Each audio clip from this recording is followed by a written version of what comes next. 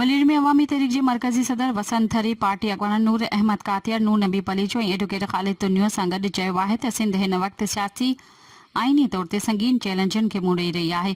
सूबे जे वसीलनि हक़नि ते मुसलसल हमला थी रहिया आहिनि। हुननि 28वीं आईनी तरमीम ऐं कराची एडमिनिस्ट्रेटिव यूनिटनि खे सिंध लाइ ख़तरो करार ॾींदे कंहिं बि सूरत में क़बूल न करण जो ऐलान कयो।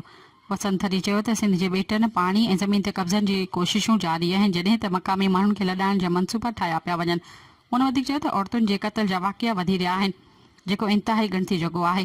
डॉक्टर केस नथा कया वञनि ऐं अक्सर केस नथा कया वञनि, जंहिं ते फौरी क़दम खणणु घुर्जनि। हुननि ऐलान कयो त 7 जून ते जंगशाही में अवामी तहरीक जे सरबराह रसूल बख्श पलीजो जी 8वीं वरसी जे मौक़े ते वॾो अवामी जलसो मुनक़द कयो वेंदो, जंहिं में मुल्क जे मुख़्तलिफ़ सियासी ऐं समाजी अॻवान शिरकत कंदा।